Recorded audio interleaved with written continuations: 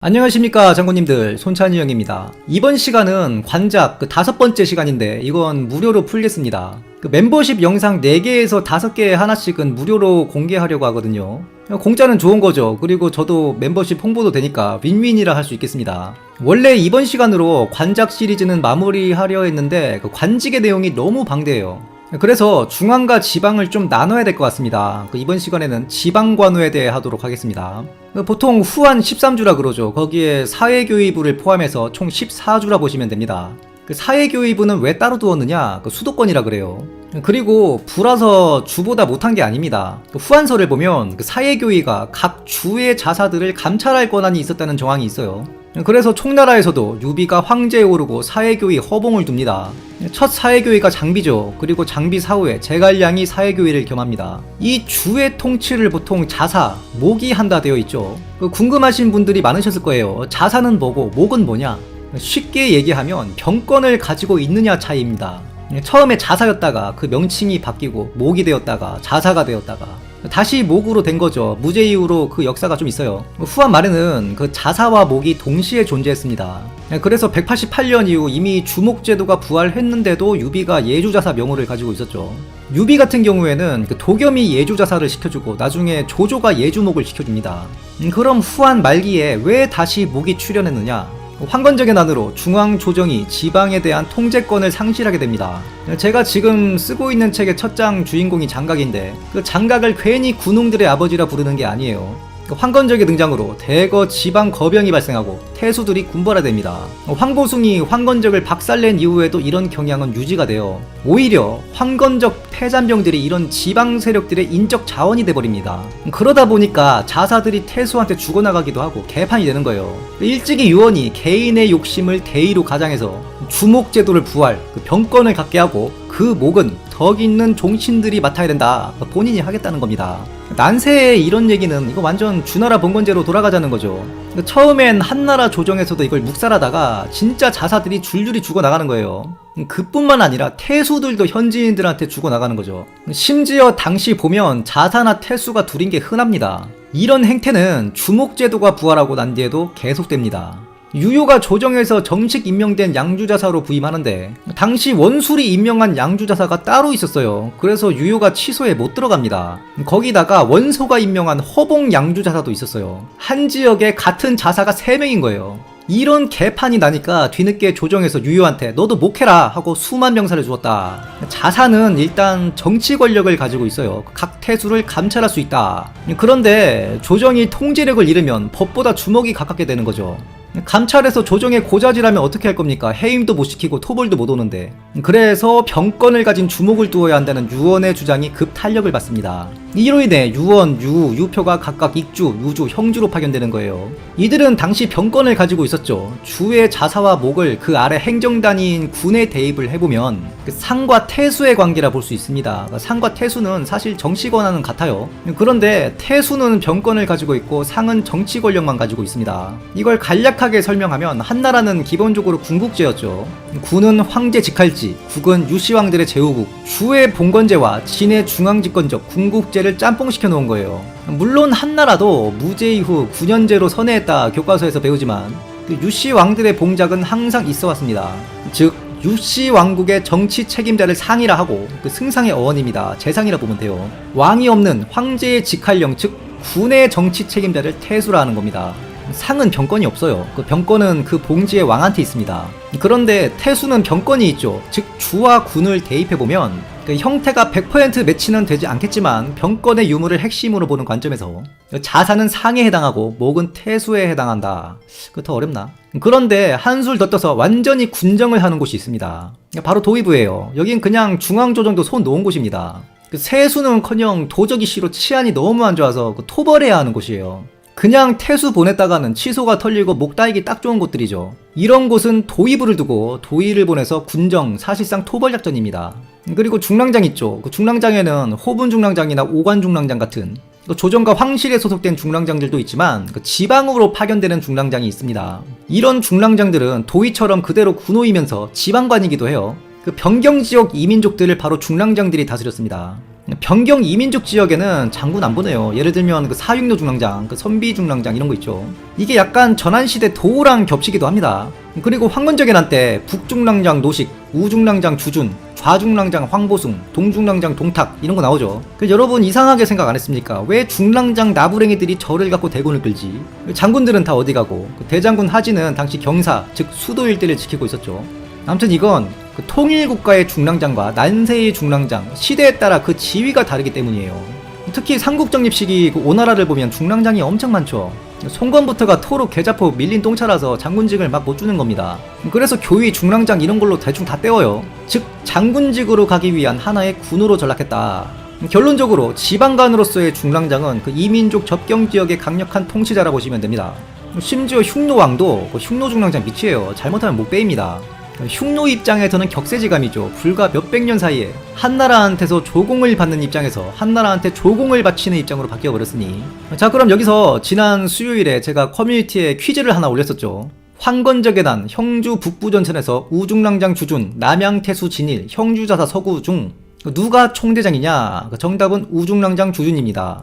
당시 주준은 그냥 중랑장이 아니라 황제한테 토벌을 명목으로 부절을 받은 지절 우중랑장이에요. 그리고 그 다음 서열이 남양태수 진일입니다. 그 마지막 서열이 형주자사 서구예요. 주준은 그렇다 치고 태수가 자사보다 높은 게 말이 되냐? 말이 됩니다. 앞서 말했듯이 자사는 정치 권력만 있어요. 태수는 병권이 있습니다. 한나라의 그 자사는 사실 녹칠도 태수와 동일하고 태수를 감찰할 권한만 있지 사실상 힘이 없었어요. 그래서 황건적의 난 이후에 태수가 자사를 죽이는 일이 일어나는 겁니다. 그 예로 장사태수 송견이 형주자사 왕위를 죽여버리죠. 또 다른 예로는 이 서구가 나중에 그 형주자사에서 연암태수로 옮기는데 이게 승진이에요. 그리고 원소가 장홍을 청주자사에서 동군태수로 임명하죠. 이것도 승진이었습니다. 참고로 당시 우중랑장 주준의 총 병력은 2만으로 추정돼요. 그리고 영천에서 파제한테 한번 패하죠. 이때 아마 대패했을 겁니다.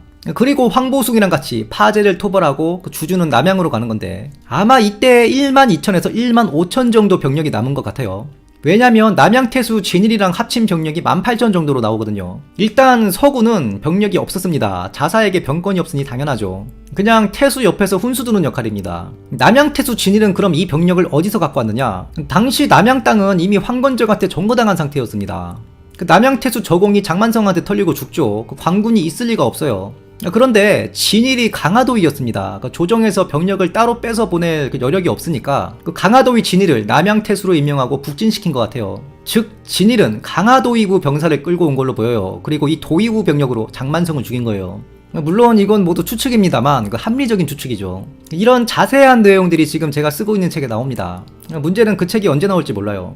계속해서 중랑부와 도위부 중에 전농중랑장, 전농도위 이런 애들이 있습니다. 행정구역상 중요하거나 인구가 많은 곳이 아닌데 특정한 목적을 위해 개발 중인 곳, 네 둔전입니다. 둔전 지역 있죠. 여길 관리하는 애들인데 규모에 따라서 전농중랑장 또는 전농교위, 전농도위를 두었다. 참고로 등해가 신분이 비천해서 둔전하던 농민이었습니다. 보통 둔전이라 하면 군인들만 하는 거 아니냐. 그건 이제 전쟁 때고 사실상 군둔보다 민둔이 더 많았어요. 거의 죄를 지었거나 먹고 살기 힘든 애들이 자처해서 민둔에 들어갔던 걸로 보입니다. 강유의 모친 있죠. 아마 위나라 민둔에서 평생 노역으로 고생했을 거예요. 아오지라 보시면 됩니다. 그래서 강유의 모친이 제발 돌아와라 강유한테 편지를 쓴 거겠죠. 자 그러면 각 주나 군의 관호체제를 자세히 볼 필요가 있겠죠. 일단 주에는 자사나 목을 보좌하는 보좌직들이 있습니다. 종사를 하는데 이 중 으뜸이 별가종사다. 익주별가 장송, 형주별가 유합 이런 거 나오죠. 시대와 사서에 따라 장사라고 표기되기도 합니다. 예를 들면 유비 환중왕표 두 번째 이름 올리는 허정이 좌장군 장사로 올라가 있죠. 좌장군의 수석보좌관이란 뜻이에요. 별가와 같은 뜻입니다. 별가할 때 가가 수레라는 뜻도 있어요. 자사를 수행할 때 별도의 수레를 탄다 해서 별가종사예요. 그 밑에 치중종사, 의조종사, 권학종사, 부종사 같은 종사들 즉 보좌관들이 있고요. 부종사 같은 경우에는 부뒤에 군국 이름이 들어가요. 각 군국을 시찰하는 감찰직입니다. 예를 들면 제남국을 시찰한다 그러면 부제남종사, 상산군을 시찰한다 하면 부상산종사 이렇게 되는 겁니다. 나중에 나오겠지만 군 단위로 보면 태수 밑에서 현들을 시찰하는 도구에 해당하죠. 그리고 군국으로 내려가면 우두머리에는 태수 또는 상이 있죠. 그 밑에서 보좌하는 역할이 주부가 있습니다. 주부 같은 경우에는 지방에만 있는 건 아닙니다. 말 그대로 문서 담당직이고 그 승상부나 각 3공부 즉 계부권이 있는 중앙 고관대작도 주부를 거느렸는데 그 지방에서도 이 주부를 둔 것으로 보여요. 그 정원이 여포를 주부로 넣었다 해서 한때 여포 문관설이 돌기도 했죠. 그리고 아까 주의 부종사에 해당하는 도구가 있습니다. 도구는 태수의 명을 받아서 각 현을 감찰하는 역할을 합니다. 황건적에 난 이후에 그 태선이라 해서 영재가 공도 없는데 해먹는 놈들 걸러라. 당시 유비가 현이었는데 도구가 파견되는 거죠. 유비가 도구를 미리 만나려고 해요. 그런데 안 만나줬다. 청렴한 도구였던 겁니다. 그래서 유비가 태수의 명을 빙자해서 도구를 때려 죽였다. 소설 연희에서는 장비가 팬 걸로 나오는데 실제로 장 200대를 때린 건 유비입니다. 참고로 당시 우람한 장정 기준 장 80대를 넣으면 그냥 사망이라 보면 돼요. 하도 태형 맞고 죽는 애들이 많아지니까 진군이 육형의 부활을 주장한 겁니다. 그리고 사후죄주라는 게 있습니다. 일종의 명예직인데 황제의 스승을 보통 태부라 하죠. 그 태수의 스승이 바로 사후죄주예요. 참고로 죄주는 장이랑 같은 뜻입니다. 대장. 그리고 직속, 선생님, 살리의 뉘앙스가 있어요. 산리라 하면 딱히 권한이 없는 명예직입니다. 무장이면 산장이라 하죠. 그래서 군사죄주 곽과와 군사, 순유 중 누가 서열이 높느냐? 한자풀이만 하면 군사죄주 곽과가 높다 봐야 되죠. 그런데 군사죄주라는 게 조조가 곽과를 위해 만든 족보 없는 관직이라 했죠. 옆에서 가르치만 주는 거예요. 훈수 두는 거죠. 실질적으로 병을 움직이고 하는 건 순유가 했다는 뜻입니다. 그리고 도구의 감찰을 받는 현령과 현장이 있습니다. 그 마을의 규모에 따라서 크면 현령, 작으면 현장입니다.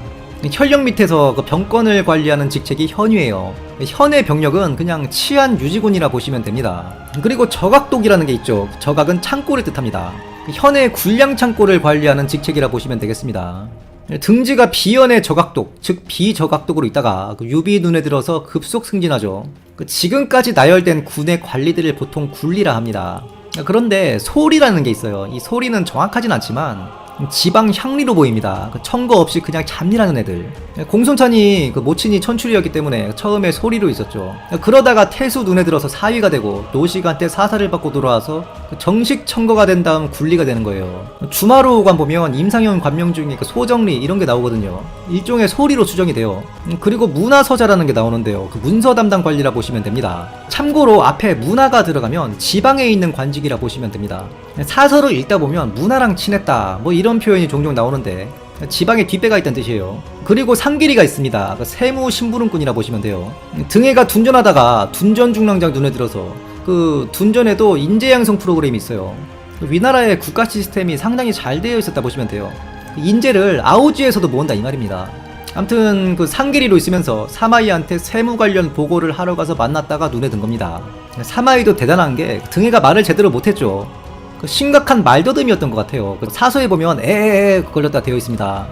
그래서 사마소가 왜 자꾸 에에 거리냐, 여기에 등해가 도대체 몇 명이냐 했다는 일화도 있죠. 등해가 나중에 촉을 정벌하고 자기 자랑을 막 하니까 촉황장들이 다 비웃었다 되어 있잖아요. 말더듬이가 자기 자랑을 해대니까 그냥 웃긴 거죠. 위험도 안 살고. 이런 말더듬이한테 중임을 맡긴 걸 보면 사마이가 범상한 인물은 아니에요. 그리고 사마가 있습니다. 군의 병권을 담당하는데 군대에도 사마가 있죠. 그 군에도 사마를 두었어요.